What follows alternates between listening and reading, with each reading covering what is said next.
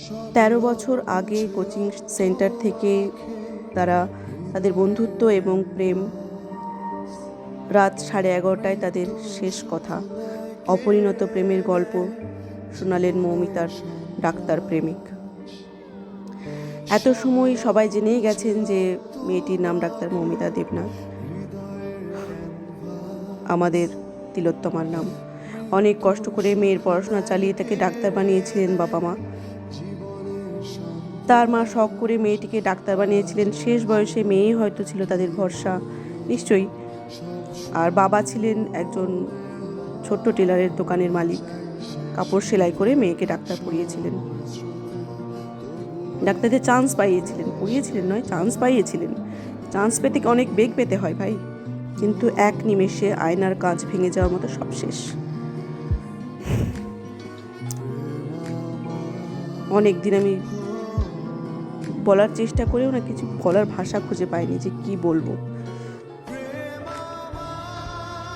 1-2 বছর নয়, দীর্ঘ 13 বছর ধরে তাদের বন্ধুত্ব, সেটাও শেষ।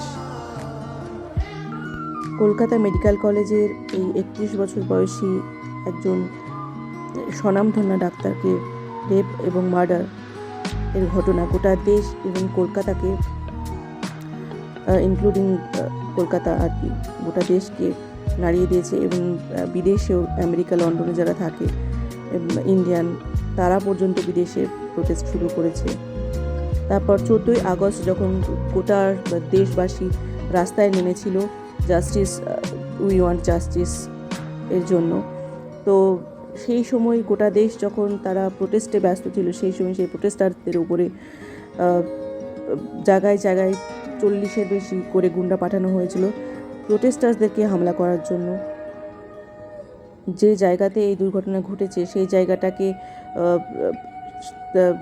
ভ্যানিশ করার জন্য আর কি, ডিস্ট্রয় করার জন্য, এবং পুলিশকেও তারা স্টোন থ্রো করেছে অ্যাটাক করার জন্য। কিন্তু এরা কারা? যারা এইভাবে প্রোটেস্টার্সদের উপরে হামলা করলো তারা কারা? তাদেরকে কে পাঠিয়েছিল সেটা কিন্তু কেউ জানে না এখন অবধি। যদিও মমতা ব্যানার্জির ওপরে এটা আরোপ করা হয়েছে যে তৃণমূল থেকে এই সমস্ত গুন্ডাদেরকে পাঠানো হয়েছে, বাট সেটা প্রমাণের অপেক্ষায় আর কি। এই মুহূর্তে আমাদের সবারই মনে একটাই কোয়েশ্চেন যে আমরা সুরক্ষিত নই কেন? দিনেই হোক বা রাতেই হোক আমরা কেন সুরক্ষিত নই এই জায়গাতে? কিসের ফল্ট রয়েছে? এর আগে উত্তরাখণ্ডেও একজন নার্স রাত্রিবেলাতে তার হসপিটাল থেকে বাড়ি ফিরছিল, সেই সময় তাকে রেপ করে খুন করা হয়েছিল, এটা আমরা আগে শুনেছি। তো বারবার এই ঘটনা আমাদের গোটা ইন্ডিয়াতে কেন ঘটছে? তো বারবার যেটা হয় যে এই প্রোটেস্টার্সরা 2 সপ্তাহ 2 মাস প্রোটেস্ট করার পর কোনো জাস্টিস পায় না, থেমে যায়, যে কারণে এই ন্যক্কারজনক ঘটনা কিন্তু আবার পুনরাবৃত্তি হয়। আমার ছোট্ট মন বলছে যে এর এগেনস্টে আমাদের না বেশ অনেকে অনেক কথা বলছে, কিন্তু তার মধ্যে বেশ কিছু খুব প্রমিনেন্ট স্টেপস আমাদের নেওয়া উচিত। তার মধ্যে প্রথম স্টেপ হচ্ছে যারা এই যে সোশ্যাল মিডিয়াতে রেপকে খুব লাইটলি নিচ্ছে তাদেরকে আগে আইডেন্টিফাই করা, যে কারা এই সোশ্যাল মিডিয়াতে রেপটাকে খুব এবং মার্ডারটাকে খুব লাইটলি নিচ্ছে। আমরা কিন্তু অলরেডি মানে দেশের খুব স্বনামধন্য একজন মানুষকে খুব লাইটলি নিতে শুনেছি, আমি এখানে নাম নিতে চাই না, তোমরা সবাই জানি ব্যাপারটা। তারপরে সোশ্যাল মিডিয়াতে যারা যে খুব চিপ কন্টেন্ট বানায়, যে সমস্ত কন্টেন্টগুলো মানুষকে ইরেসপেক্ট করে, সেই সমস্ত কন্টেন্ট যারা বানাচ্ছে তাদেরকে আইডেন্টিফাই করা এবং আইনের আওতায় নিয়ে আসা। এবং যারা মা বোনকে গালি দেওয়াটা খুব খুব নর্মাল ব্যাপার মনে করে। সেকেন্ড পয়েন্ট হলো, যখনই কোনো আমাদের সমাজে এরকম ন্যক্কারজনক ঘটনা ঘটে তখনই না ওই মেয়েটার উপরে ব্লেম করা হয় যে ও মিনিস্কার্ট পরেছিল, ও রাতে কেন বেরোলো, ও সেমিনার রুমে কেন শুতে গেল রাতে। অথচ মানে একবারের জন্য আমরা যে অপরাধীটা কে তাকে কিন্তু আইডেন্টিফাই করার চেষ্টাও করি না, যে কারণে সে কিন্তু মনে মনে হাসছে, সে ভাবছে যে আমার তো তাহলে কোনো দোষই নেই, আমি তো নেক্সট স্টেপ আবার নিতেই পারি। সো আমরা মানে চোখে কত বড় কীরকম মানে নোংরা একটা ঠুসি নিয়ে ঘুরছি ভাবুন। এবং থার্ড পয়েন্ট হচ্ছে রেপিস্টকে সঙ্গে সঙ্গে ফাঁসির সাজা দেওয়াটা মানে একদম নির্ধারিত, অবধারিত। অথচ আমাদের দেশে কী হয় দেখুন, তার মেন কারণ হচ্ছে পলিটিক্যাল হাত তার মাথার উপরে থাকে যে সমস্ত রেপিস্টদের হাতে।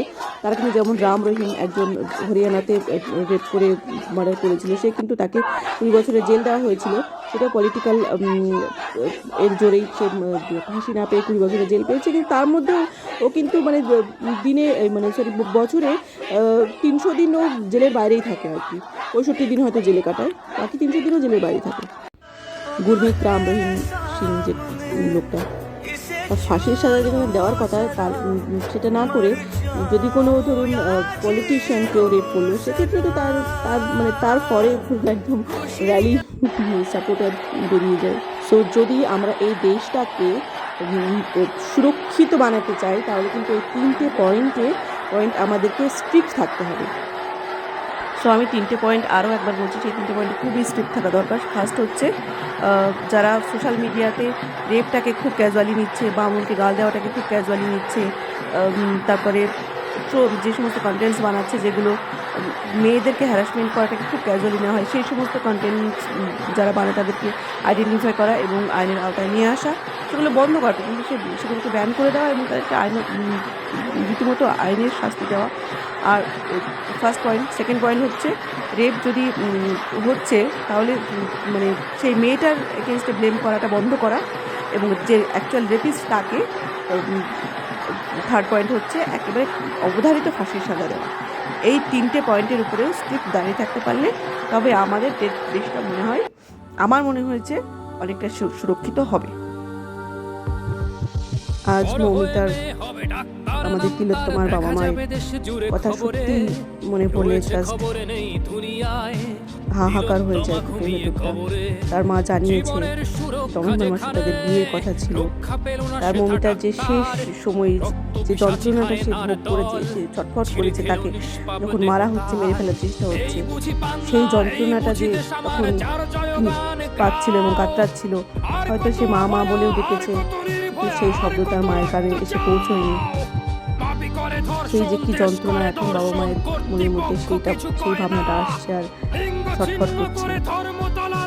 যে রাতে এই দুর্ঘটনা ঘটে সেদিন ওর প্রেমিক ও নাইট ডিউটিতেই ছিল, নদিয়ার একটি মেডিকেল কলেজ হাসপাতালে চিকিৎসক হিসেবে কর্মরত ছিলেন ডাক্তার প্রেমিক। ঘটনার দিন রাত 11টা নাগাদ ওর প্রেমিকের সাথে তার শেষ কথা হয়। ডিউটিতে ছিলেন তাই বেশিক্ষণ তিলোত্তমা কথা বলতে পারেনি, বলেছে পরে কথা বলছি। তারপর পরে আর হয়ে ওঠেনি, এরপর আর কখনো হয়ে উঠবে না পরে কথা বলার সুযোগ। তখন ওর বয়ফ্রেন্ড মেসেজ পাঠাচ্ছিল, মেসেজেও রিপ্লাই পাচ্ছিল না, ভেবেছিল যে ডিউটিতে আছে বলে হয়তো রিপ্লাই করতে পারছে না, ব্যস্ত আছে।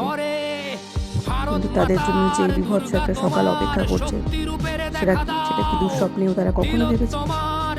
মৌমিতার বাড়ির সামনে এখনো জলজল করছে সোনালি রঙের রেসপিরেটরি মেডিসিনের ট্যাবলেটের উপরে তাদের নাম লেখা। যেখানেই থাকো ভালো থেকো। আমরা সাধারণ মানুষ, জানি না কতটুকু তোমার এগেনস্টে এগোতে পারবো আর, তো আমাদেরকে ক্ষমা করে দিও। খুবই অপরাধী মনে হচ্ছে আর কি নিজেকে। আমরা এমন একটা দুর্ভাগা দেশে বাস করি যে যেখানে রেপিস্টদেরকে নেতার আসনে বসিয়ে পুজো দেওয়া হয়, আর যারা মানুষের প্রাণ বাঁচানোর জন্য নিয়োজিত তাদেরকে মেরে দেওয়া হয়। তুমি এখন যেখানে আছো ভালো থেকো। যদি পুনর্জন্ম বলে কিছু থাকে আবার জন্মিও, কিন্তু শক্তিশালী মৌমিতা হয়ে,